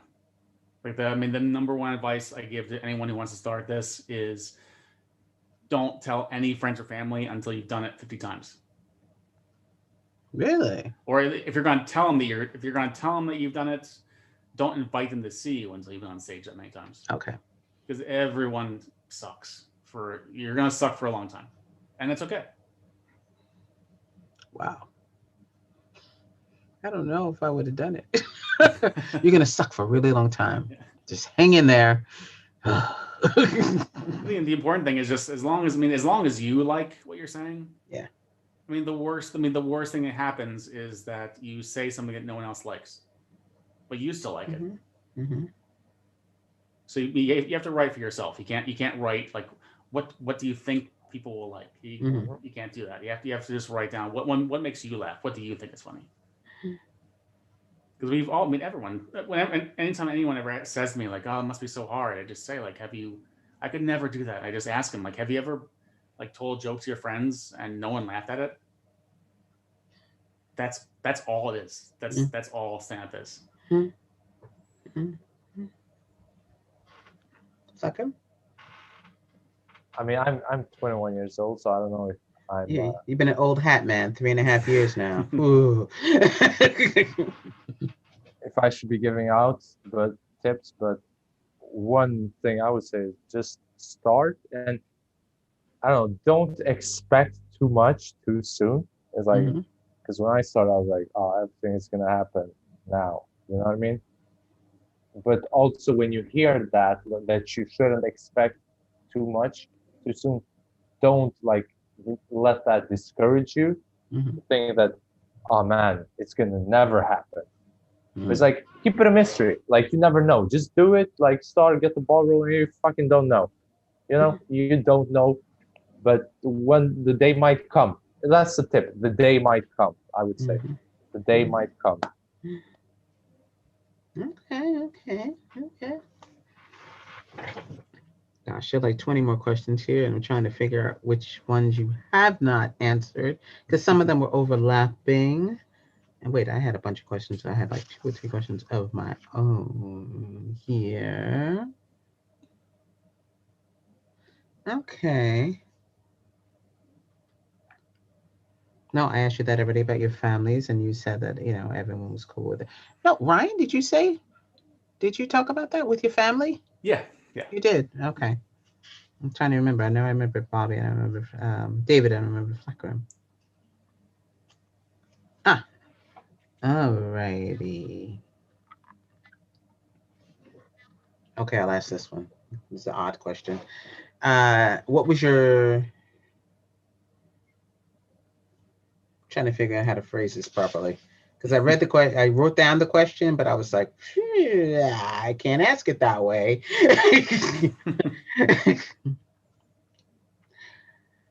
I'm just going to blatantly ask at this particular point. With all of the gigs that you have done, what is the least and the most you have gotten paid? The least and most. Well, the least is I was nothing. trying to make it look epic. Yeah. That's really easy. The least is nothing. It's also the most common form of payment is none. Can I say the most? Because I think my most is the least you will ever. Yeah, shoot. Or the most be I've really ever pissed gotten off. paid is like $50, 500 crowns. Mhm. That's the most. Mhm. It fucking sucks, but it is what it is, you know? You're also 3.5 years in. Yeah. This is true. It fucking hurts hearing David sit here and talk. Yeah, when you get 24,000 SEK months, you got to bring it all. Tell me. I Tell me brought about it all. I brought it all for 500 crowns. Well, if it makes you feel bad, he and I have been performing just as long. I think he has like 6 months on me, and I'm not making anywhere near his money either. So, and I'm way funnier. So it's just it's not fair. Whew, okay, because that was a hard one. Well, I can say that the most I've ever been paid is I got paid 15 grand. Mhm. That was the most I ever got paid, and that was a week before I got married. Mhm. And that actually more than paid for my wife's wedding ring. So that I can say, like, my dick jokes paid for her diamond to her ring. So I'm happy with that. Nice. So when That's she starts hilarious. heckling you, you can just say, hey. My laughter bought that ring. Exactly. That's a joke ring right there. Oh my gosh. Okay, here's one. Of places that you'd want to perform, what would be the one place you'd want to perform right now if COVID wasn't happening? Comedy Cellar. Comedy Cellar? Yeah. Yeah, New York City. Yeah, that's a big one. Let's say New York. Yeah, well, she said any. Yeah. This is true. I did say any. I didn't even know about the Comedy Cellar, or did I? Actually, I lived in New York for all that time and didn't actually go to a comedy store. No, I went to one. I went to one comedy store. Well, yeah, the Comedy Store in Los Angeles. That'll be a good one to go to. Also. Oh yeah, comedy But shop, comedy store, there, comedy underground, comedy place. Place where they have the laughter. What comedian would you want to perform with if you had your choice? And I guess they mean, big one, small one, anyone. Well, living, I assume. Yeah. If I'd you had probably your go. choice, if he was still alive, who would you want to perform with? And and then you could pick up, an actual live one. Yeah, I mean, I'd love to open for Richard Pryor, but I doubt his crowd would like me very much. The other two being, of course, Bill Hicks and Carlin. But living comic, I'd love to open for Todd Barry. I'm a huge fan of his. I love his material. Yeah. I have not heard of Todd Barry. He's I very very good. heard of him either. Check him out. Someone, what's his name? Colin Quinn got asked, like another comic, was asked by he was asked by a rookie comic, like, do you think it's okay? Like, is it okay or necessary to really sell a joke? Like, it's like shouldn't the joke just stand on its own? Like, do you really have to like really act it out or be emotional to really sell the joke? And Colin Quinn said, everyone, like, if you care about the joke, everyone, you have to sell it. Everyone but Todd Barry. Todd Barry can just stand still and just have a very dry delivery and kill. He's very, very good. Oh, I gotta check him out. He has an album out on, I think, on Spotify. He went on tour. He did a crowd work tour. He did nothing but crowd work. Like, no material, just crowd work on. And I could never do that. I absolutely couldn't. I'd always have to have some joke in my back pocket just in case. But he didn't do that. He just only did crowd work. Wow. I know another comedian like that. His name is Tony Baker. I mean, he literally had the audience like, give me a word. He just, a word. And he just create his, I was like, okay, you were just packed. Andrew Schultz is also like he put out the special. He's fucking amazing. Andrew is a clown. I have watched a few of those. I was like, okay. He is a man in his own pocket. He is good, actually. I like him as well. And here is, okay. I had to reword this one. When it comes to cancel culture, do you feel there's any comedy or any parts of life that you put in comedy that you feel now you cannot be funny about? As far as it's genuine, no, I don't think so. Like, because genuine, if I can't say, like, let's say, for example, racist jokes. If I'm genuine, like with myself, I'm not gonna do racist jokes because that's not who I am. So I don't know. If you're genuine, I think like you're gonna find your audience and people are gonna like you, and you cannot get canceled if you have the people with you. I mean, history has shown that kind of. If you have the people, nobody can cancel you. I mean, they can kill you, but they can't cancel you. Okay, I kind of like the canceling more than the killing, but okay. Yeah, I think overall, I think it's really good. I mean, I was 11 years old when I fell in love with stand-up, like when the big comedy boom of the 80s. That's when I fell in love with that stuff. And I can go back and listen to that stuff again, and not all of it has aged very well. But I think it's a good thing, because there's things you could say before that will get a laugh just because they were so shocking that you can really coast. I think it was just easier maybe back in the day. Now there's really no topic, there's really no subject that's too taboo to cover. But it just has. But if you want people to laugh and enjoy it, it has to be really well done, really well written. And there are comics who do that, and that's a good thing. And there's a lot of comics like Chris Rock, Jerry Seinfeld have come out and said like they're not going to perform. They're not going to do colleges anymore. Colleges are too woke. They're too sensitive, and they might be. But I think it's also a bit lazy though too. Like I think you should think to yourself, okay, I know this is a tough room. Then I have to work harder. Like, these are things I want to say. I have to work harder to make them funny. No, I get that. That I get. And there's like a couple more. I'm gonna take this probably a little this one here, which I know people have been doing ever since last year.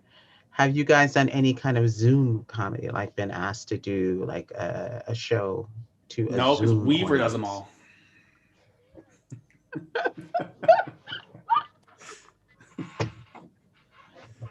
all. Oh, Okay, so I would phrase the question myself. If you were asked to do a Zoom comedy, would you do it? To have just be in a Zoom with a bunch of faces and you do your comedy. How would if that I'm make? How getting would that feel? And when would you do it? if I'm getting paid, yes. Well, yeah. I mean, okay, all the bells and whistles. You're getting paid, but you're in this audience of just a bunch of faces, and Yeah, any yeah. kind. I wouldn't care. Mm. I just wouldn't throw in the laugh pauses like da ba da ba da. Like I would skip the pauses. That's what I would do. Yeah, I feel exactly the same way. Again, if just be, I mean, we're cheap whores. I mean, if you ask us any, if you ever ask us, like, hey, do you want to come to this? Like, you had me at hello. Yeah, of course. Yeah. Yes. Oh, God, I wouldn't say I would enjoy. I doubt I would enjoy it very much, but yeah, I would do it, of course. But you, but okay. So if you really had that choice, okay, now that you're you're in that position and you're doing it, wouldn't you miss that laughter back and forth, that giggle or that even that heckle, that timing? Because on a Zoom, it's the timing is so off. So wouldn't you somehow miss that? I mean, because I'm sure that's what you miss now from a year of not being able to perform in front of people. You know. It would definitely be tough. Like I know it's like Twitter. I mean, I barely use Twitter, but I'll post some joke now and then and get no reaction. That's the way it's always been. But a friend of mine told me a long time ago. He said Twitter is like if you're talking, to, you tell a joke to your friend, and your friend just turns around and walks away. Like that's pretty much it. It's you're just saying something to an empty room and get like no reaction whatsoever. I imagine Zoom comedy would be more or less the same as that. But I think like Flakrim said, the important thing would be don't pause. Like don't you can't like wait for a joke to land. You just need to just go right into the next thing. So the timing would be much different. And also prepare that, okay, this is going to be fucking brutal and be okay with that. So I think that would make it easier to make it through the set. Mm-mm-mm.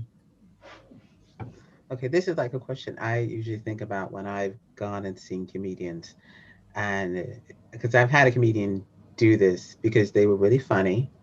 And I just happened to be, this is the first time and last time I ever did this. I was sitting in the front and they were really funny. And unfortunately, I had laughed a little bit too long a couple of times. I was trying to be quiet and I was, but I was in the front. So it was kind of unavoidable. Fortunately, he didn't come really at me, but he was, he was glad that I was laughing, and he thought it was really cool. Do you guys at any way, shape, or form go after, is it like a ritual that you go after those people in those first couple of rows? And is it in this question also, is it because, well, I don't want to deal with my material anymore, so I'm going to pull from the audience? Or is it going to be a natural thing because of what you're doing that is making them laugh, and so you just want to pull them into your circle?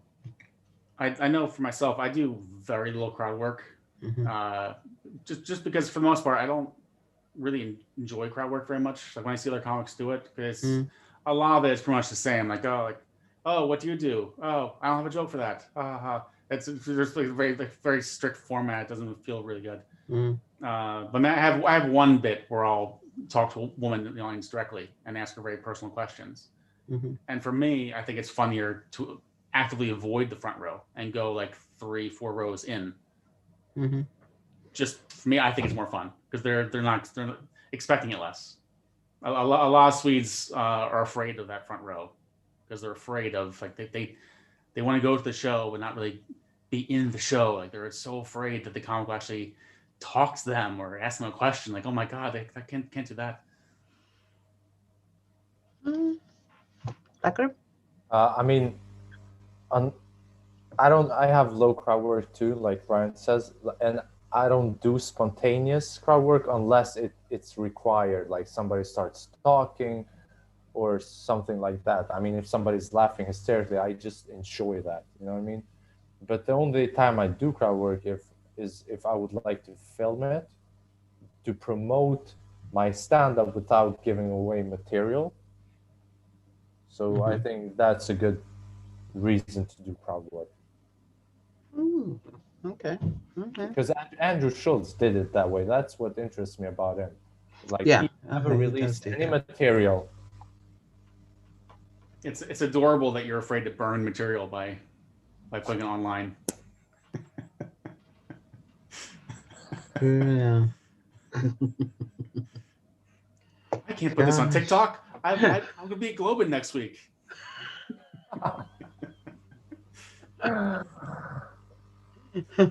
And do you guys, that's like one of the last questions. Do you guys actually go, continue on your social media doing a lot of comedy, doing like little clips or little stand-up stuff? I mean, aside from like Flakrim, I know you have your YouTube, but do you do a lot of it on Instagram and everywhere else? And Ryan, same thing. Well, I'll go first because Flakrim is way more productive on this than I am. I have really not been very productive. It was like at the beginning of last year, I had chosen to like actively kind of take a break and just back off a bit of social media in general, and that's more or less continued even now. I go on now and then. I'll post a joke or it'll be a picture on again Twitter, Instagram, Facebook. But otherwise, no, I'm not really that particularly active. I'm working on a project now that I hope people will enjoy. I had this idea recently. Someone gave me. There's a thing called war paint. I'm not sure if you've ever heard of that. It's makeup for men. It's cosmetics for men.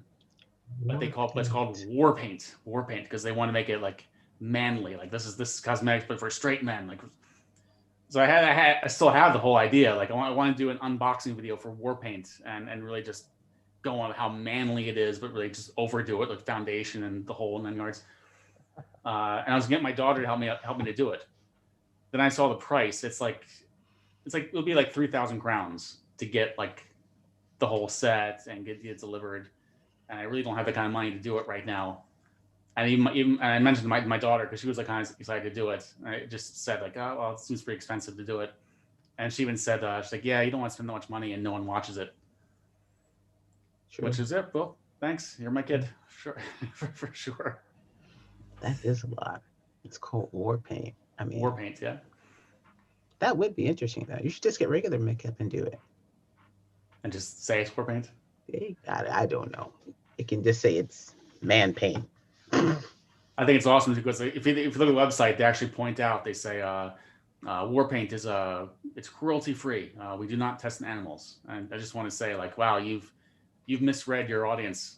We want to be cruel. Like we want you to test it on bunnies and little hamsters and little guinea pigs. In fact, we want you to test it on bears and lions and hippos.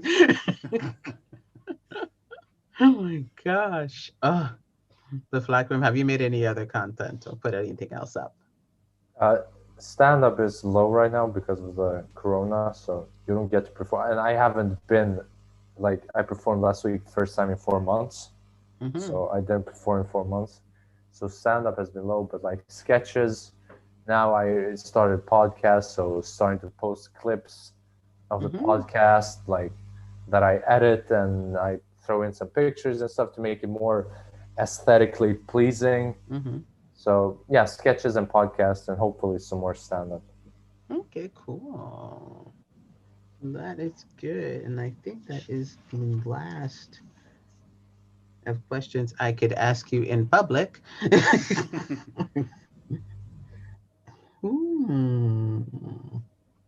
Yeah, that is because the other ones I can't ask people that. So now that one of them, just one of them. I mean, it's not that bad. Just that I thought I don't want to ask this. Okay. This person has the assumption that all of you at least have a girlfriend of some type. Are you, well, okay. In essence, it's saying, are you funny in bed? I'm the level G in this bad boy to death. Well, I can say yes, and my wife is a comic, so she's also funny in bed. So yes, we do laugh on occasion. So that's yeah. I wouldn't say that. I'm not even that active, so I don't know. I don't know. I might be hilarious, but I don't know. See, you like that? Okay, I don't want to hear the next one. And with that, That's a good closer. That's a good that actually, closer. yeah, that's why I chose it. I'm like, all righty, you want to hear this one? We're gonna put them all to bed now. Ha ha ha. But no, this has been really cool actually, listening, getting all this information from you guys and hearing all of your stories. That is a significant thing, because most people just don't know about the comedians that are here in Sweden or in Stockholm for that matter, and what you guys go through and how comedians actually, live their life. Because a lot of people think, comedians just going to this place and that place and getting this money and that money. And some people think comedians just don't do anything except go make funny and be clowns and stuff like that. So it's good to have people actually understand that, no, this is work. What you have is work, and it's work that means something to you. Mm-hmm. Sure. No one can put a value on that. Just hearing that you're a comedian, no one, if that's not their thing, of course they're going to put their own personal value on it and feel that, well, that's, you need something else. And it's like, no, I need to be a comedian, and that's what I'm going to strive to be. And consider back, Ryan, you being in it for 10 years and Flakrim, 3 years in, it doesn't seem like you're going to stop. And that is the best thing in the world, to know that you're not going to stop and to have that in your heart to continue doing and surpass Ryan. And then both of you surpass David and start taking his checks. Exactly. Take the food out of that man's mouth now. But any last words you guys want to say? Ryan, Flakrim, anything else? No, not for me. Thank you for having me. This was actually pretty interesting and entertaining for me. I had a lot of fun.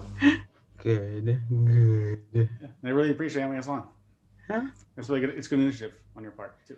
Thanks. I'm hoping to have a few more with a lot more of you on here, and that's also a big thing too, because I don't know a lot of the comedians that are here in Stockholm. I know that the handful, which are mostly expats, and I would have known Flakrim unless Ryan had said something, and now I got you. And as well as having even a bunch of on here to roast each other, that would be an interesting little Zoom. Think about that. It would. Ryan against David. Ryan against David.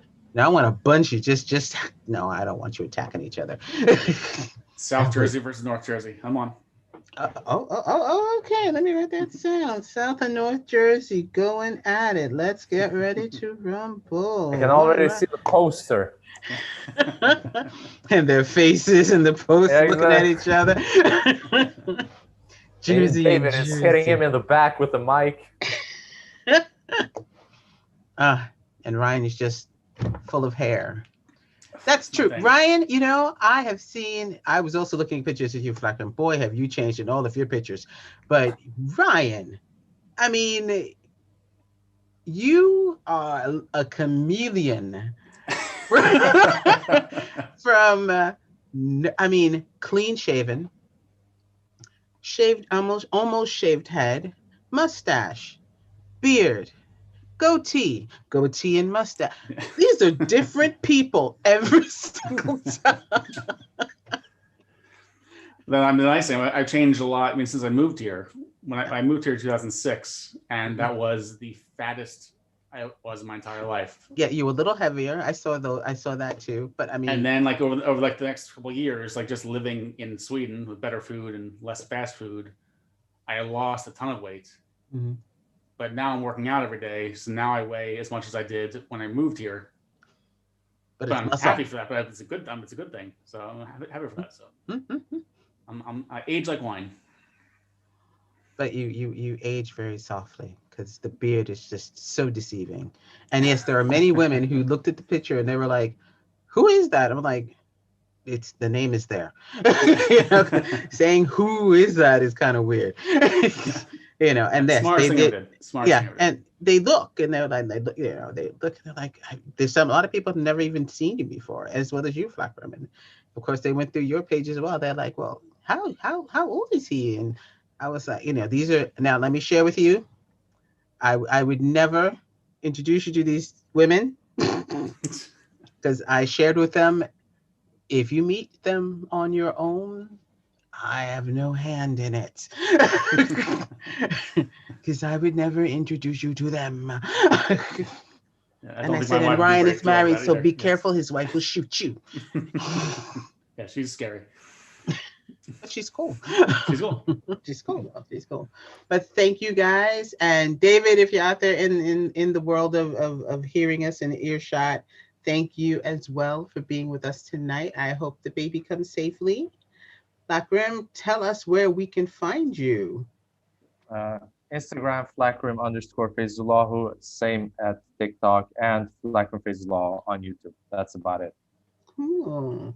And Ryan, where can we find you? You can find me on Instagram and Twitter. Funny Bussell. 2 S's, 2 L's. This is no OnlyFans. Now, again, I have Sweden blocked for that. It's just too weird. But for my American fans, 2 Fist Bussell OnlyFans. There you go. That's right. Flaunt. So glad you all can be with us this evening. My name is Germaine. Please like and subscribe and tell your friends about these guys. They are wonderful men, outstanding comedians. You've got to see them once everything gets back and going again, and just go out there and see them at Big Ben, at the Comedy something, and at the Laugh, whatever. I have to get out more. But until then, I hope you guys all have a great evening. Take care of yourselves and be well. Remember, subscribe. Take care. Bye. Okay, take care. Take care. Bye. Bye, everyone. You guys stay there.